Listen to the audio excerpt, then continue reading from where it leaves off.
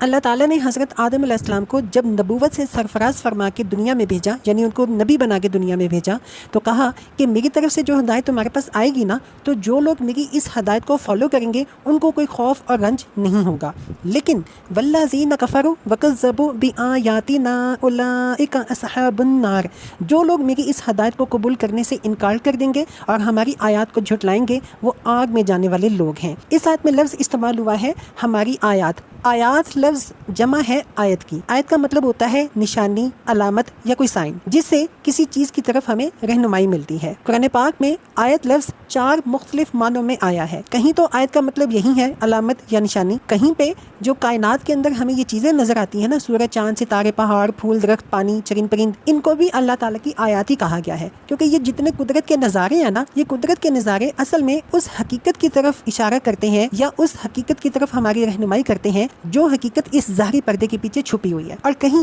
ان معجزات کو اللہ تعالیٰ نے آیات کہا ہے جو انبیاء کرام لے کے آتے ہیں، کیونکہ انبیاء کرام جو معجزے لے کے آتے ہیں وہ معجزہ اس بات کی علامت، نشانی یا سائن ہوتا ہے کہ یہ انبیاء کرام اللہ تعالیٰ کے ریپریزنٹیٹیو ہیں اور اللہ تعالیٰ نے ہی ان کو بھیجا ہے۔ اور کہیں پہ اللہ تعالیٰ کی کتاب کے جو فکرے ہیں، جملے ہیں، ورسز ہیں، ان کو بھی آیات کہا گیا ہے، کیونکہ یہ آیات نہ صرف حق اور سچائی کی طرف انسان کی رہنمائی کرتی ہیں، بلکہ اصل میں اللہ کی طرف سے جو کتاب آتی ہے نا، اس کے صرف مضامین اور چیپٹرز ہی میں نہیں، بلکہ اللہ کی کتاب کے الفاظ، انداز بیاں اور طرز عبارت تک میں اللہ تعالیٰ کی ذات کے آثار ہمیں کلیئر محسوس ہوتے ہیں، صاف نظر آتے ہیں۔ تو قرآن پاک پڑھتے ہوئے ہمیں پڑھ کے ہی پتہ چل جاتا ہے کہ یہاں پہ آیت کس معنی میں استعمال کیا جا رہا ہے۔ تو قرآن پاک میں آیت کا لفظ 4 مختلف معنوں میں آیا ہے۔